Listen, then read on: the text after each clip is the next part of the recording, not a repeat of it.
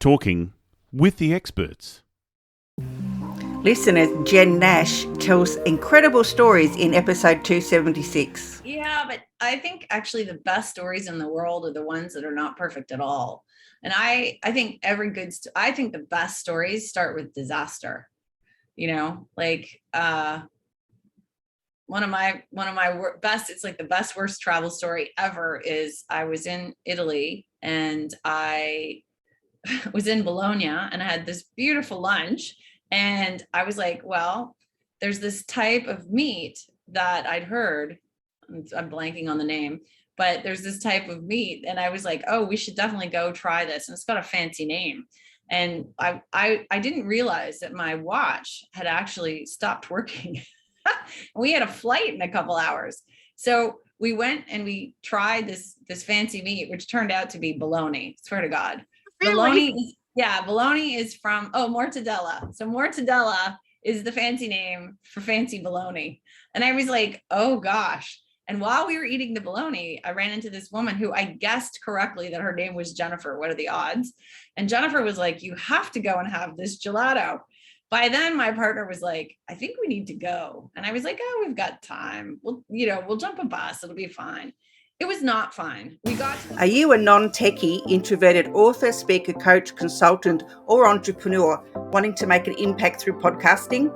In 30 days working one-on-one with you, I can show you how to build authority and credibility for your business.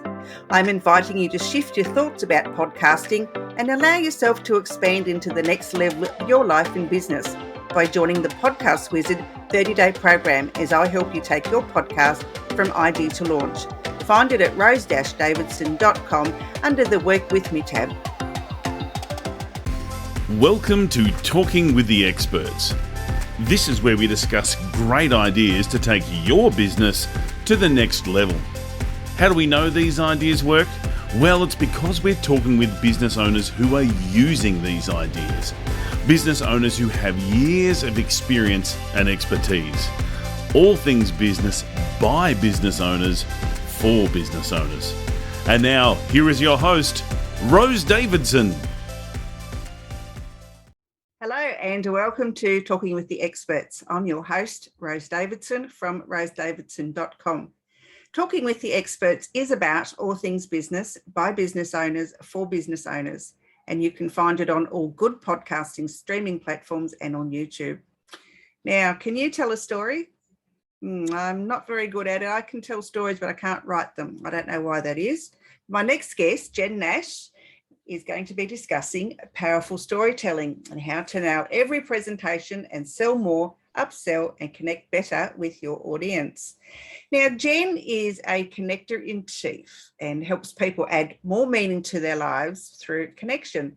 She is a master facilitator, author, sought after executive coach and corporate speaker. And today she's going to talk to us about the importance of masterful storytelling, a topic that's very near and dear to her heart. Hey, Jen, and welcome. Hi, Rose. How are you? I'm very well, thank you very much. Now, what's the importance of master storytelling? Well, there's this thing in boredom in life, and it's just a terrible thing to spend any time in. So I encourage people to be powerful. Like if you want to get someone's attention, how do you do it? You connect with them. And one of the fastest, easiest ways to connect with someone is to tell them a story. Like we've had this since we were little. I mean, I'm not sure about you, but I'm pretty sure you probably got a bedtime story or two at some time, right? And I think that when we connect to that place where we dream and we see visions and we actually get to go through something that someone's inspiring us with, I think it shifts us. It shifts us powerfully. And maybe that's shifting to sales. Maybe that's building a relationship. Maybe that's closing a deal. Or maybe it's just getting to know the person next to you on your plane ride, and who knows where things will go. I think it's really powerful. Yeah, storytelling is quite good, and it's, you're meant to use it in your marketing. But how do you use a story in marketing? I mean, to me, I'm very logical and I just, lay the steps out. But trying to tell a story for me is difficult. So how does one tell the story and get over the fear of telling the story? Okay, well, those are two very different questions. How does one tell a story and how does one get over the fear of telling a story? But I'm going to answer them both. So telling a story, one of the easiest ways to jump into a story is to ask yourself, which of the 5 major archetypes is this story? Because once you know which archetype your story is, then you have a beginning, a middle, and an end. You have a beautiful story arc. They don't call romantic comedies like, trite for a reason. There's a beginning, somebody meets somebody, something doesn't go that well, somebody doesn't like somebody, but then somehow in the end they reconnect and oh voila, beautiful finish line, right? So that is, a love story. But then we also have, a revenge story, which in business, for instance, is they released a new product. Oh no, they're stealing our customers. Oh no, we're going to step in, we're going to take it back. We're going to vanquish them. So, again, there's a beautiful story arc there, right? And that's a revenge story. And then you have stranger in a strange land, search for the Holy Grail. And then of course, everybody loves a good rags to riches. Every crypto story you've ever heard is, oh, he bought, $5,000 worth of Bitcoin and now he's living in Guam. So perfect rags to riches. And how does that help you? How does knowing that help you? When you're writing a presentation deck, if you have a story arc, all of a sudden your deck becomes much easier to write because you have an understanding of where you are, what's happened, where you're going, and the points you want to make along the way. So for instance, with, a pharmaceutical drug launch, is it a love story? Are you changing the way the market sees your category? Are you changing how they interact with themselves? Like what's the wow, right? And then of course, fill in the data, tell them why this person, air quotes around person because it's a product, is the love of their life. It does this, this, this, and this. Wow. Right. And then of course we have the down in the moment. Oh no, the love story is not perfect. These are the problems in the market. These are the problems in the category. And then wait, these are how we circumnavigate all those problems, finale in the end. So does that sort of help you understand how, really understanding powerful story archetypes can help someone pinpoint? Yeah. Yeah. Okay. Explained really well. Thank you. So you asked, how do we tell them when we're uncomfortable?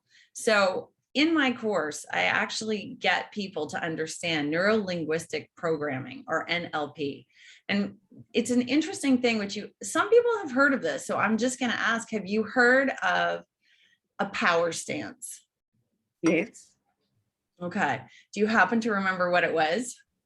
Oh, it's just like hands on hips and chest out and chin up. Love it. Brilliant. Okay. Do you remember why people thought that was helpful or supportive? Because it makes you look bigger, it makes you look more confident. Okay. I don't see any reason why that wouldn't be true. But I think from an NPL standpoint, what you want to do is when you're feeling awkward or you're feeling off or you've got nerves, and remember, 41% of the world would rather die than speak in public, right?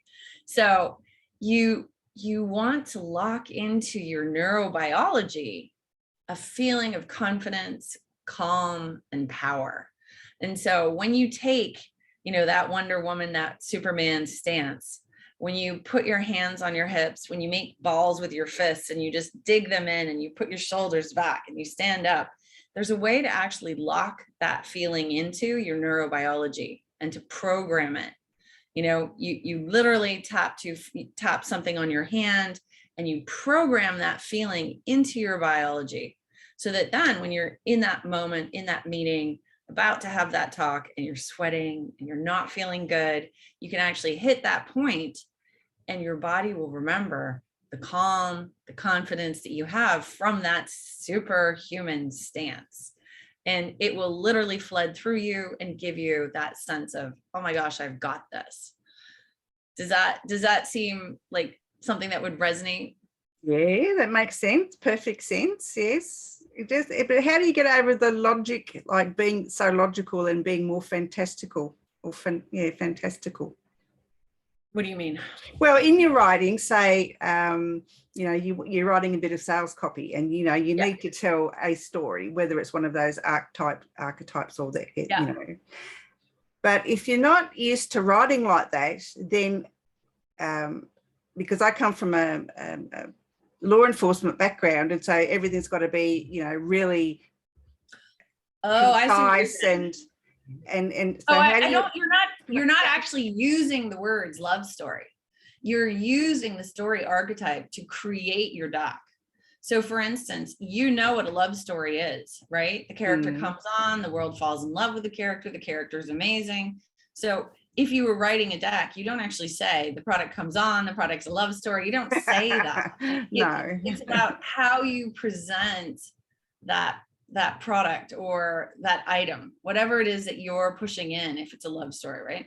You're gonna say amazing things about it, and then you're gonna say how it meets the needs, right? Because that's, in the love story, obviously those two come together, their needs are met, they're feeling fulfilled. It's a metaphor. Absolutely, you would not put that into your law enforcement deck. No, that's what I mean. So I'm trying to, so how do you make it so it's not so concise, but make it so it's more engaging for your audience to read? Because, obviously a legal document is not meant for the public to digest. No, it's really more about how you build your case and what sort of story archetype you have in your head. And I think bigger to your question is, in business, how do you connect with your audience? And I strongly encourage people to actually sit down and develop their top 3 personal stories. Like, what is a great story that you can tell in 2 minutes? And I do mean 2 minutes, because, people's attention is short, getting shorter all the time. So, and I've done this exercise with people, and they're fascinated because they realize they've got lots of good stories, but what's a story that's actually going to hook their audience, possibly move them with some empathy, move them with something that's going to be connective? Maybe there's something that we can all identify with in the story, and I'm sure as someone in law enforcement, you've got a few. Do you have your back pocket super story? Yes, I do. Yeah. I've got a couple of them, but yeah. But I don't talk about them. No. I was about to say, is there a chance you'd tell us one in under 2 minutes? Yeah, well, I guess I was at Australia Post at the big dispatch centre, and a package came in, and I was on my own, and my boss was away at lunch, and I opened the package. Well, I got it opened by Australia Post, but I went through the package and everything and found some drugs in it. And I was like, oh my God, what do I do now? So I did the test and everything, and then rang up the AFP, and they came around, and anyway, happy ending. They delivered the letter on and caught the person and prosecuted them, and that was all because I found this letter and was suspicious of it. Wow. Was it drugs in an actual letter or a package? It was in a small package, like an envelope, but I would have called it a package. Yeah, it was like an A5, a bit bigger. Oh, interesting. Were the drugs of any interest? Oh, there was only a small quantity. It's only about 3 grams or something. It wasn't a lot, but it's, back in the 1980s, 90s, it was a big deal. Oh, for sure. What kind of drugs were they? It was cocaine. Oh, good times. Hello, 80s. Yes. That's a fun story. Thank you so much for sharing, Rose. It's okay, but that's one of my stories from back in the day. So, but how would I again, if I was trying to sell something, a service perhaps, how would I turn what I've just said into something engaging for prospective buyers? Well, for instance, this is a story that highlights the fact that you're curious, you're motivated, you're determined, and you are always on it. So you had your wits about you. You noticed something suspicious. You took action. You were curious. You followed the correct protocols. You identified the substance and alerted correct authorities. And, really beautiful arc, actually. I mean, I think you'd get hired from this story. It's a great get me the job interview story. Thought about using my past stories to sell, write copy. But yeah, thank you for, I'm glad you came on now, because now it's given me food for thought. I'm so glad. Well, so I wrote a book called The Big Power. Yeah, I was just about to ask you about your I was about to say, and in the book, I mean, one of the things I did was people don't have a lot of time. And so I really made the book snackable. And every chapter has a section called Let Me Tell You a Story. And I really use the stories to illustrate everything from being open to random connections and what that can lead to how do you actually manifest something you want from the universe. And there's it's actually based in Sydney. This gentleman by the name of Mitch that I interviewed a couple of years ago, he literally was at gay pride dancing on a bus, like having the best time. I think it was like 11 o'clock at night, and he started having a chat with the guy next to him, and they were just having a laugh. And the guy said, "So what do you want out of life?" Because the bloke was 23, very young, right? He was just finishing up uni. And the guy says, "What do you want out of life?" And he goes, "I want to move to New York." And he's like dancing away, and he thought nothing of it. And the guy turns around and says, "I live in New York. You can crash on my couch." And the guy's like, "No way." Sure enough, 3 months later, Mitch wraps up uni, gets his stuff together, moves to New York, still lives here. And I met him at a barbecue. Are you kidding me? That's amazing. I was like, oh, that story's going in the book. Because, I mean, people don't believe that stuff happens. And so they don't even step into those moments. But if you don't ask the universe and you don't put it out there, how's anyone going to hear you? Like, it's pretty logical, actually. That's very true. Very true. Yes. Yeah. My goal is to get into the top 100 podcasts in Australia by the end of this year. So I'm working hard towards that, and I'm creeping up there. I was told the other day that because of the number of episodes and downloads that I've got, that I'm in the top 1 or 2% of global podcasts. So I thought, oh, yeah, cool. That's exciting. Rose, do you have a coach? Are you working with a coach? No. Okay. Just curious. I mean, I think you should use your podcast to ask for what you need from the universe, all sorts of support. And I'm not entirely sure how you become top 10 podcaster, but I'm sure you do. Oh, yes, I do. So, Jen, have you written any other books other than the one that you just alluded to? Can we have a look at the cover? Yeah, sure. Can we get people to buy it? It's a very fun read. Every chapter, oh, look, there's a Let Me Tell You a Story. Every chapter for the first part has a what's the point? Because, we're busy and maybe you were half paying attention. So I sum the whole chapter up in a couple of sentences just to keep you on track. And it's everything from why we don't connect. Chapter 2 is called I Don't Need More Friends and Other Lies We Tell Ourselves, and it's everything from why we don't push ourselves. Say, the office gang has invited us around to the pub, why don't we go? Why don't we want to go? What's limiting in our beliefs that we might be able to shift with just a little bit more perspective. And then, further on is how do you get out of, conversations gracefully? I find that one personally very challenging. Like, Yes. I can start a million conversations, but leaving gracefully. And that section's actually written by a Hollywood producer. I never met her, but I got her to answer the questions through her publicist. So that was very cool. Yeah, that would that's always a difficult one, isn't it? When you in with, and the person that you're talking with is not your cup of tea, basically. And Yeah. you've got to try and extricate yourself from that conversation without appearing rude. And you can't just say, oh, I'm just going to go and get a drink, or I'm just going to go and do something, without the other person thinking, oh God, what have I done wrong? Yeah. And she actually suggests that you reference something in the conversation in a positive light that they said.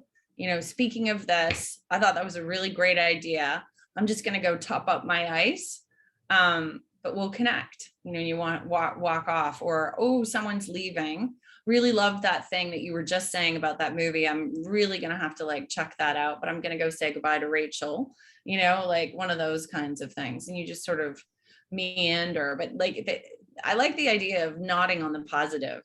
Yes, and you brought up something that's interesting in terms of dealing with challenging people, which is an interesting thing, because so I do corporate trainings where I really help companies support retention. Basically, I'm a retention expert. People are like, you're a connection expert. I'm like, yeah, but what does connection lead to?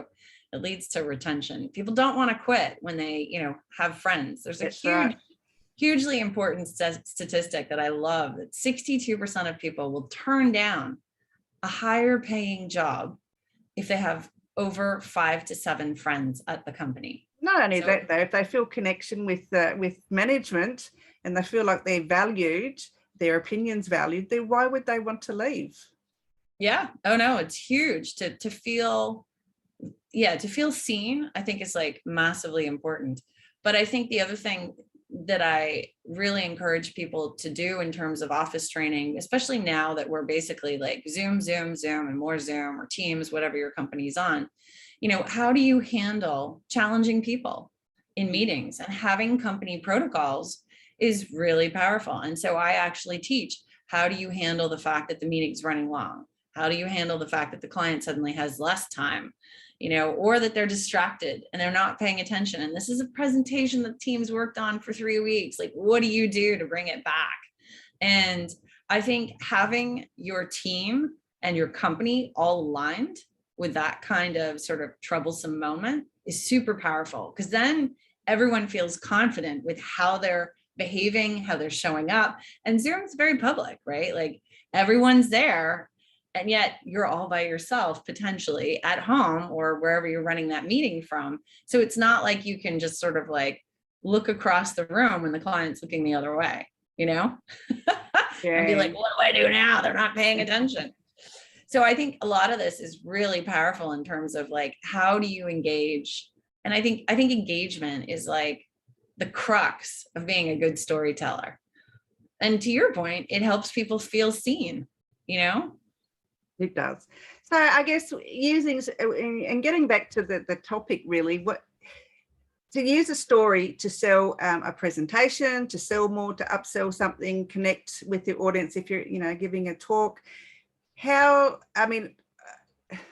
sounds like a silly question, but how can we be more engaging to be able to use storytelling to do all of those things? No, I think it's not a silly question at all. I think it's a great question, Rose. So part of being a good storyteller is presence. How do you stand? How do you use your voice? How do you use silence and space in your delivery?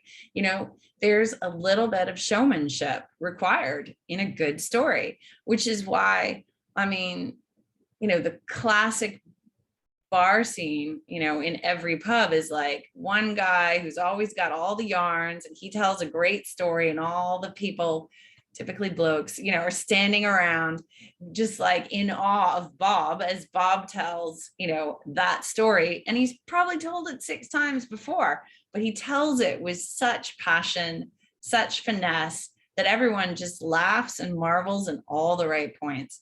So being able to understand your energy, how you're standing, literally your presence. And when you look at TED Talks and you look at masterful storytellers, like think Steve Jobs, when Steve came out on the stage, he didn't necessarily do a lot, but what he did do built curiosity, it built interest, it held and captivated attention, right? And doing that in that moment for yourself, your product, your company, super powerful. And I think a lot of people struggle with holding that space.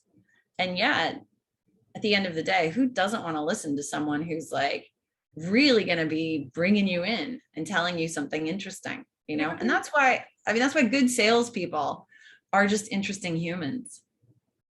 Yeah, there was I watched a couple of TED Talks, they're short ones, last night, and there was one lady.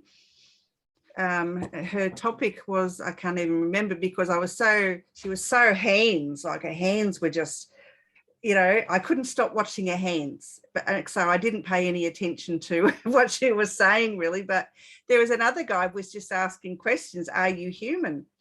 And he was just asking, you are human if you do this, or have you ever done something else, and whatever. And I don't know, there's about 50 questions, but it was really interesting. He just used the same monotone voice. He didn't change pitch or anything, but it was an engaging conversation because the questions were good, and it was audience interaction because you had to put your hand up.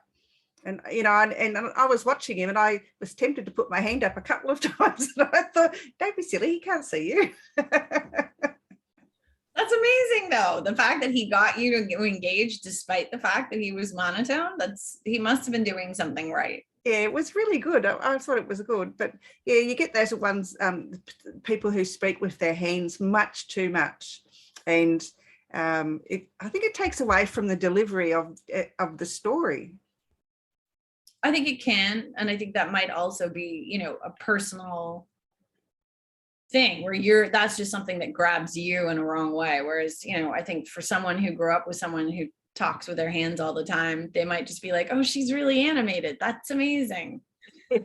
Yes. It might be a personal thing. But I mean, at the end of the day, so I work with the fifth largest television provider in the US, for example, and I run this training.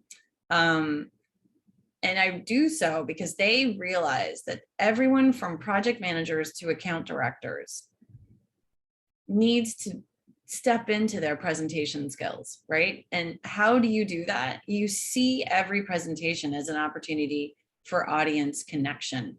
And the foundation of audience connection, as we've been saying, is a story, right? And how do you reel them in?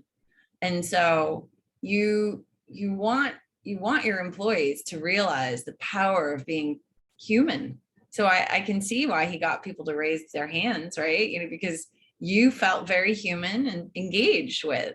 And that is the most powerful thing, because then you've enrolled them. And when we enroll people into our narrative and our vision, baby, the sales follow. Yes, absolutely. Yes, you've got to get that connection. You've got to get that know, like, trust thing going on. And the best way to do that is through storytelling. I know I've got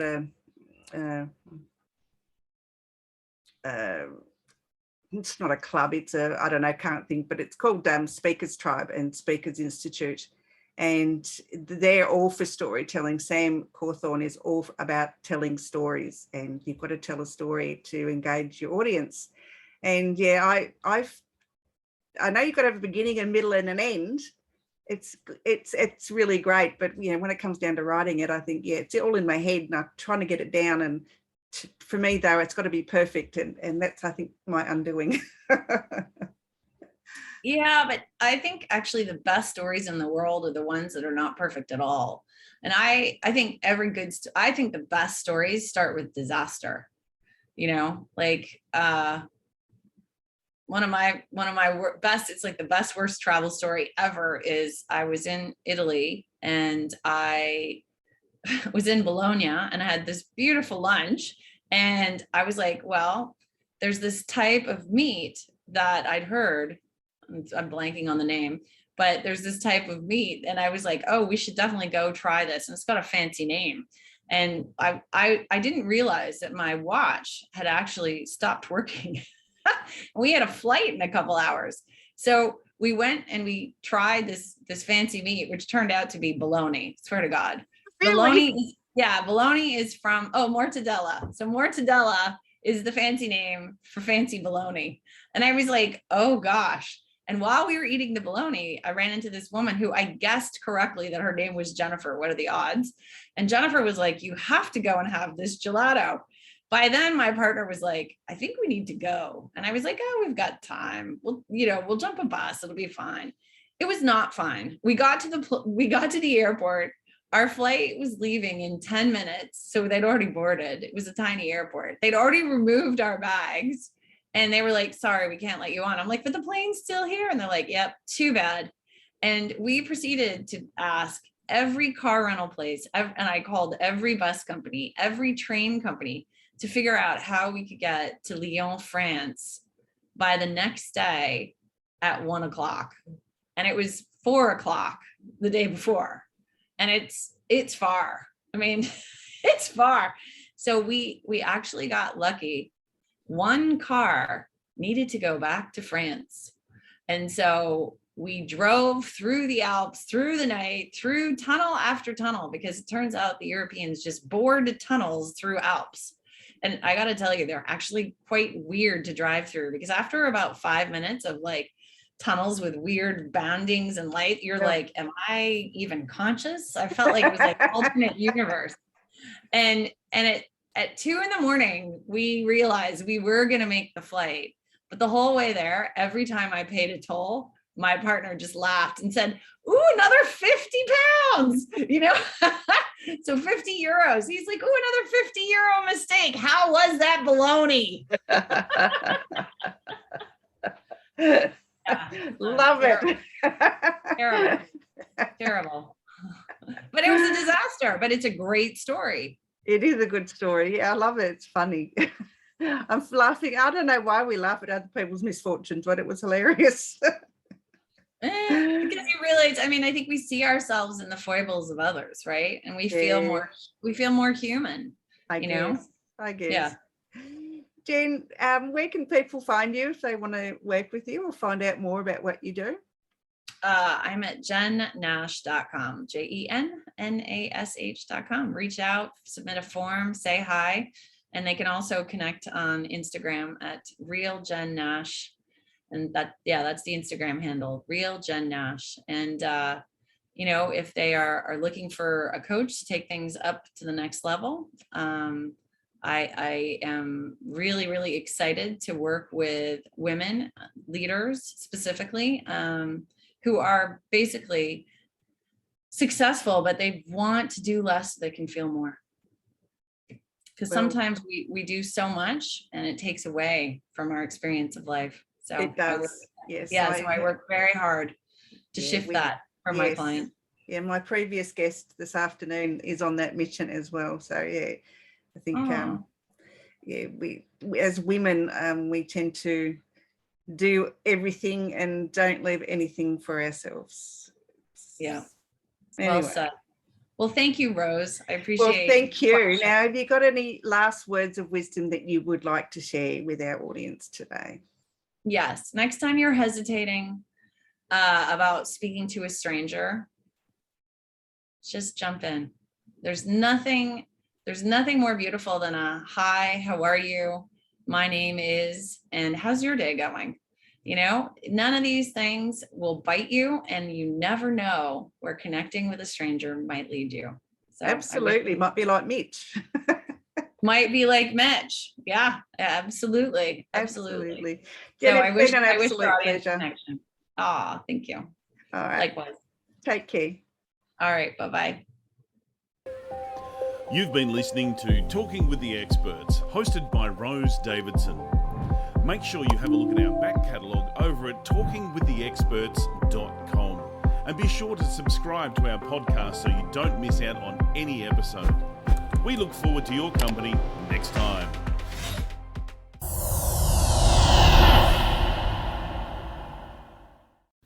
Talking with the Experts.